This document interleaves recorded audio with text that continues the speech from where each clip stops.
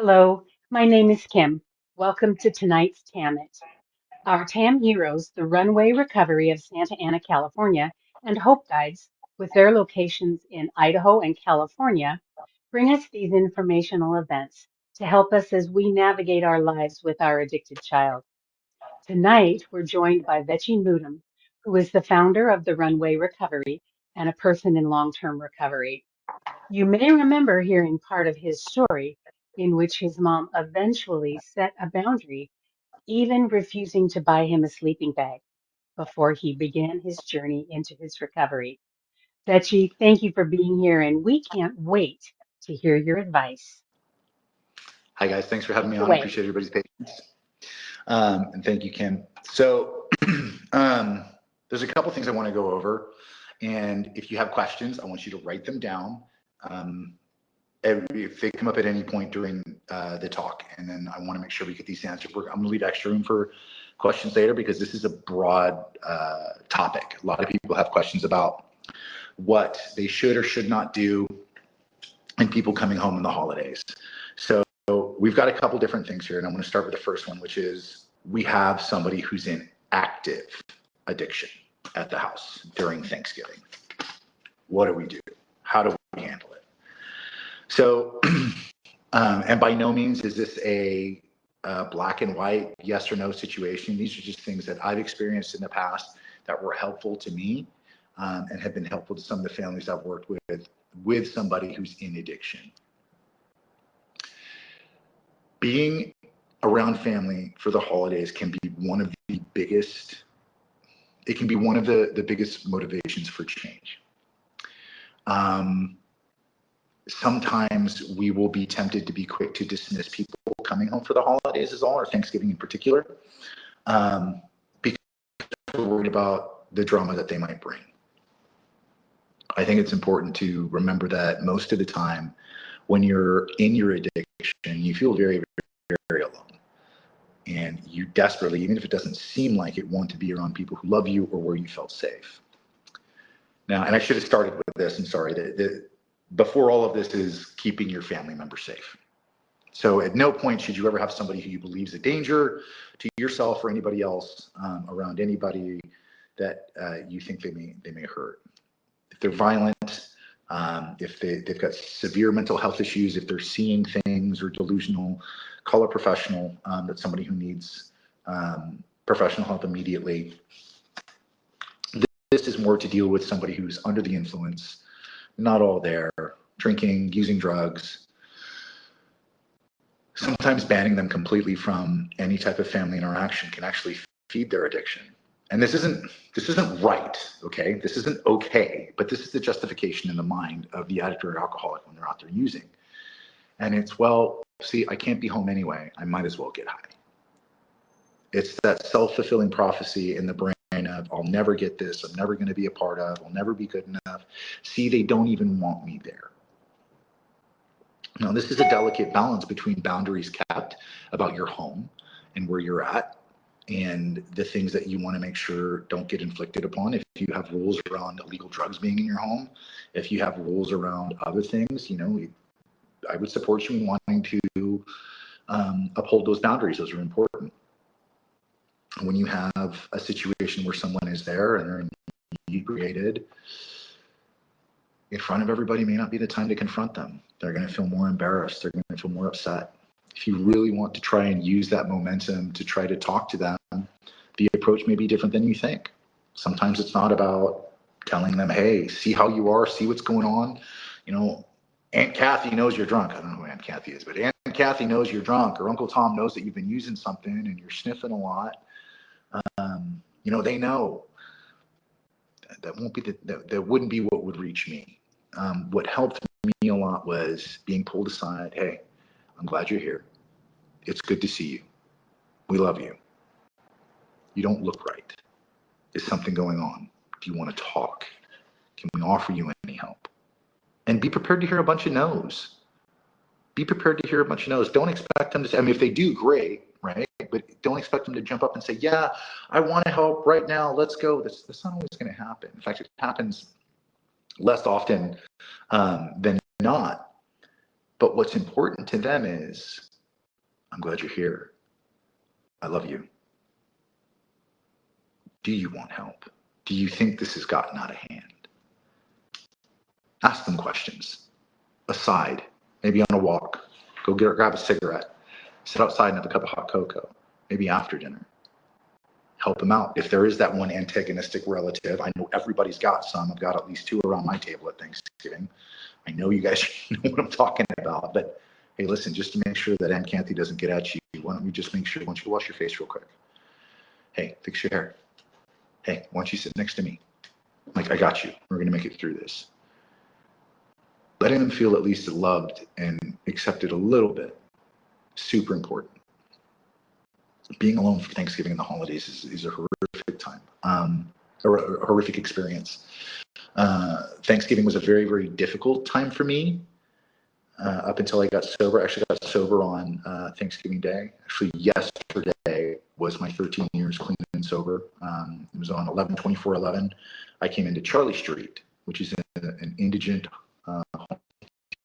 in Costa Mesa, on Thanksgiving Day. And I've been sober since. So because of that, I've changed my memories around it. But before it was very painful. You know, I knew I was high. Everybody else knew I was high. So people pointing out, I knew that they knew that I knew I was high didn't do any good whatsoever. And it ended up in an argument where my mom was like, well, you know what, then don't be here. So then I wasn't there. So then I didn't go. And as selfish and as self-serving and as just off as it was, my thought process was, well, fine, I'm going to go drink or I'm going to go get high. See, they don't want me there. And I stayed loaded for Thanksgiving after Thanksgiving after Thanksgiving because my mom and I had gotten into a fight one time about something at the table, and I decided I was going to be high instead. So when you have that addict or alcoholic or somebody who still hasn't made the decision to get well, leaving an open channel, again, do not risk your safety, do not risk your family's safety, but leaving them an open channel to talk, to communicate. You aunts and uncles out there, I made a joke about Aunt Kathy earlier, but you guys really can help a lot, especially as being that third party rule that's not exactly a parent, but a trusted person that, that they can actually confide in. You may have more weight with them than mom and dad do. You know, I know every parent on this call has gone through this. There's a filter between our children and us. It just stops all information right here. I have a 13-year-old son. He'll run around with his shoe untied. And I'll be chasing him, Ryder, tie your shoe, Ryder, tie your shoe, Ryder, and he'll completely ignore me. A stranger will walk by that boy as he's walking to school and say, hey, buddy, your shoe's untied. He's like, oh, gee, thanks. And he ties his shoe. It's like, wait, what happened? Tell me for 20 minutes to tie your shoe. There's a block, right? Because it's coming from mom or dad. They don't want to hear it. But sometimes when it's coming from an aunt or an uncle or a cousin that they feel neutral or on equal footing with, and they trust and they feel a lot less judged by, they'll open up to. And for your aunts and uncles that are listening, that can look like questions. How are you feeling? Are you happy? Is this what you thought it would be? Is this the direction you want to go? And if it's not, have you thought about help? What does that look like? You thought about where? Where does that look like? What's stopping you? What are you worried about? And start to process some of those big, scary fears that are inside their minds about getting help. Aunts and uncles are key. Grandpas, grandmas, you guys are key. You're third parties. Sometimes parents, we just got to sit back. And me as a parent now, my son went to go see a therapist for some stuff he was going. I can't be that person. I got to trust somebody else to do it. So pull on the family for that addict or alcoholic who's still suffering or still going through their disease. Maybe banning them ain't a great idea. You know, giving them a little bit of space. Letting them know they're still loved. Again, please hold your boundaries. Hold your boundaries. Do not risk your safety. But hey, we love you. We want to see you do well. We're here to help. Talk to us. You know, we're not the enemy. Maybe we can. The other questions that I get a lot of times are how to treat the new person in recovery when they first come home. Somebody coming home for the holidays can be very, very difficult newly in recovery. with who's new in recovery. We think a lot of things. We wonder how everybody's going to treat us. We wonder if you're going to think we're going to do all the same things we used to do, even though we're trying to be sober. We wonder how long it will take for us to earn your trust back in your home, in your bathroom, around your things, around your family. We wonder all those things. How long is this going to take? Can I ever earn their trust back? As somebody who tries to give advice to people new in recovery who goes back home, I constantly remind them, like, hey, listen, you've been here, you've been working on your recovery. Not everybody in the family has. You came to get help. They didn't. Some of those dynamics, and I'll speak for myself. My own family dynamics were not the greatest. There was some codependency there. There was some controlling going on there. I've never met a family that didn't have some of those components, and they really didn't like the idea that I wasn't the person that they could just dismiss as the drug addict or the alcoholic anymore. They were uncomfortable with a newfound confidence in who I was. But again, speaking to the addict who's home for the first time and sober, you've been working on yourself. All they know is what we've taught them. And for me, I taught my family I couldn't be trusted, that I was selfish, that I was a liar, that I did all these other things. I couldn't be mad that that's the impression they had of me. That's the one I left them. And it takes an individual working a solid program and being willing to look at what those effects are. When you're in addiction, you've got these blinders on and you can only see how it affects you. Oh, well, I got a DUI, big deal. It's on me, no problem. We don't comprehend the mom and dad sitting at home thinking, oh my God, he could have killed somebody. That doesn't, and I know it sounds silly, but our brains don't work like that when we are in the midst of our addiction. When we talk about, well, we've been Narcaned a couple times, we don't go through the terror that mom or dad went through. Oh my God, they overdosed again. They're going to make it. How long is this going to go on?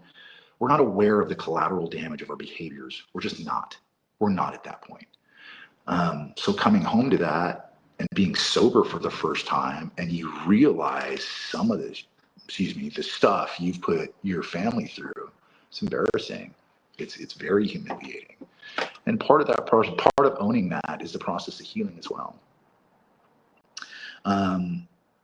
So for the families, for the new addict, that when they come home, what do we do? Do we need to hide all the alcohol in the house?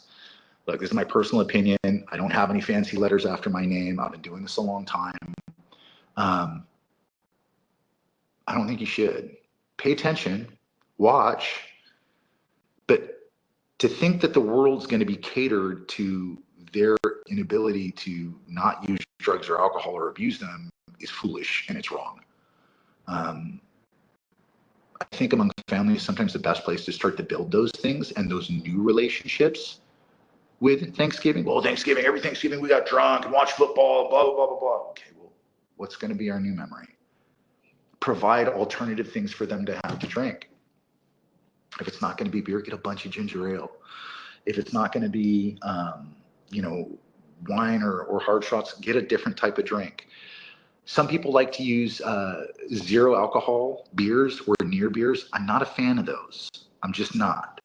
And I'm not saying I wouldn't be open to interpretations on those from outside parties, but for me personally, why am I pretending to drink beer when I drank beer for the alcohol? That to me seems like you're kind of lying to yourself about what your intent is. And intent is everything. Why am I drinking something that I drank for a physical and psychological effect and a drug in it that no longer has it? Provide them with alternate things to drink. Provide them with alternate activities. Include them as much as possible. Help them build new, sober, healthy memories around those things. If you guys are playing, whatever that drinking game is with the solo cups, let's come up with a different one. Let's change traditions a little bit. No, we don't have to hide all the alcohol and ban alcohol from the planet, but it needs to be treated a little bit differently. And for you guys, again, personal opinion, no letters after my name. I have never been a fan of, well, I had a heroin problem, it wasn't an alcohol problem. I had a cocaine problem, it was never a heroin problem. I've never seen it work. I've been doing this professionally now for a decade. I've been sober 13 years. I've never seen it work, ever. So if your child makes the commitment to be sober and clean, that means sober and clean. Don't offer them a drink. Don't offer them this. Don't offer them that. There's no cure. There's not, oh, you're better now. You can do this. If there is, I don't know of one. I have been around a little bit. Again, my personal opinion and my experience doing this for a little bit. Developing those new memories. Another thing. So a lot of your family members, when they come home, may be tempted to do something called an amends if they've been directed to do so by their sponsor.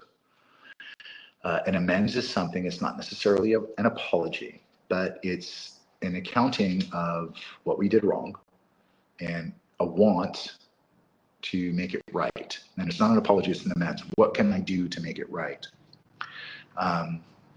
One of those amends could be, Mom, I stole the car, I wrecked it. That was wrong. I want to make it right. Can I make payments on that $1,500 deductible? I can only afford $50 a month. Is that okay? Can we work towards that? Can we do that? That's an amends. Be prepared for those. If your son or daughter is making an amends to you for wrongs done, let them talk. Express yourself. Be honest. Be open. And try to see that they're really putting in an effort to change who they are. There is nothing more painful to a human being trying to change themselves and being reminded constantly of who and what they were. Well, last time you were going to get sober, you said, don't do that. Don't do that. They might not get it. But you saying that won't help them get it. Every emotion, every intent, every positive vibration you can muster within your soul should be for them to get it. They don't need to hear how many times they failed. Trust me, they know. Trust me, they are aware of how many times they have failed and had to ask for help and stood in front of you and promised one more time that they would never ever do this again. They know better than anybody.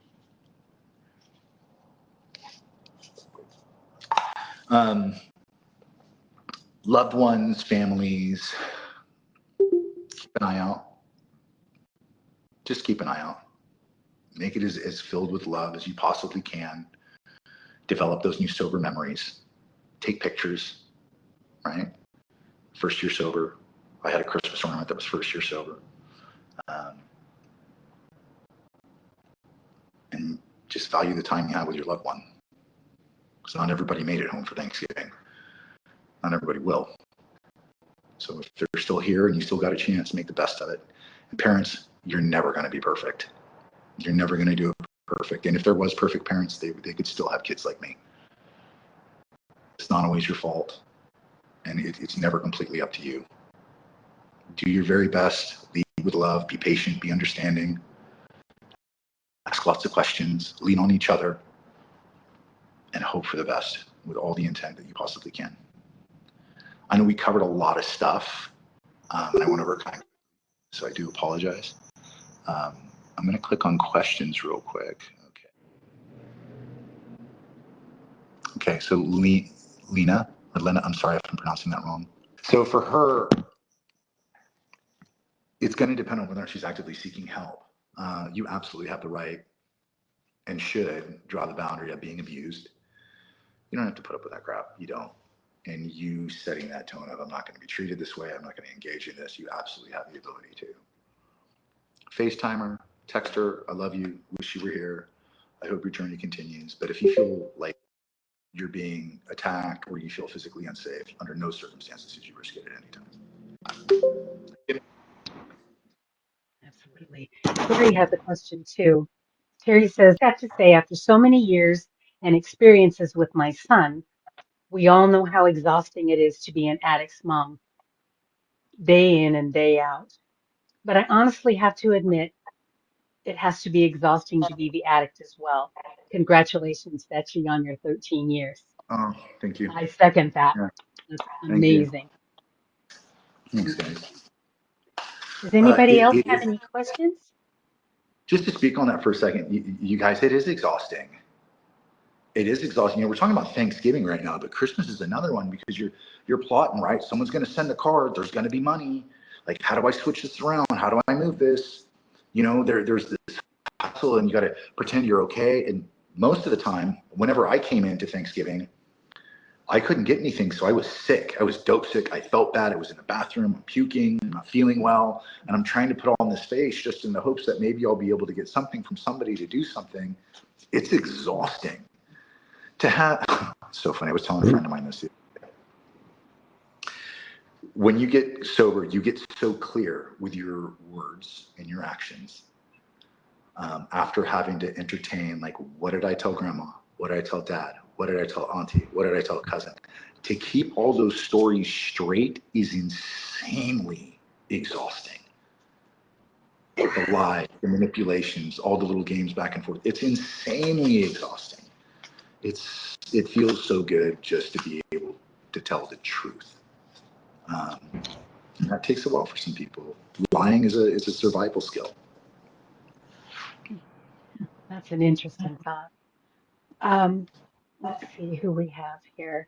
Heidi asks, do you consider a person stable on methadone for 2 years to be sober? That's a big question. Um, you know, sober as a definition, clean and sober is clean and sober. That's free from any narcotics. On a sober path, if you're on methadone, you had a heavy opiate habit and they were probably going to die. So if that's part of their path to getting sober, I have no judgment for that person. Good for them. They need to keep on it. Like, if that's where they're at right now, awesome. They're not dying. They're not overdosing. They've got a regimen. Methadone comes with counseling. They're working through stuff. Now, whether or not that person's continuing their recovery or has just reached a point, they're like, okay, I'm good. That's up to that person. You know, some people get to certain points. They're like, hey, I'm okay. I don't want to do this anymore. I don't want to go any further with this. Sue says, would you address those of us who have drawn the line of saying addiction is not allowed in my home due to repeated issues or use around small children and etc.? I hate to feel guilty because I don't give space on Thanksgiving. So again, it's that safety issue, right? So especially if you have small children, it's not, and you can be open. It's absolutely okay for you to say, this is my boundary, and then I'm sticking to it, right? It's also okay for you to say, listen, whatever choices you've decided to make with your life, you're not putting all of ours at risk for them. You get to make that choice. You can, and here's the heartbreaking truth of it. It's not up to us what they do. You know, in the United States, kidnapping is illegal. They can make whatever choices they want with their bodies if they're accountable for them. And they have that right. And guess what? We get to make the same choices about our homes and who's around our children and our grandkids and everything else. And as much as we love you, we just can't sign on to those choices that you're making. We would do anything to see you. We would love to see you. But I will not endanger my family. It's a And good neither would they stand. if their head was there. Yeah. Yeah. Betsy says, we haven't heard from our daughter in 3 years and cannot contact her. She tends to appear at holidays going by past experience. We don't want to hear from her or see her. What do we do if she contacts us?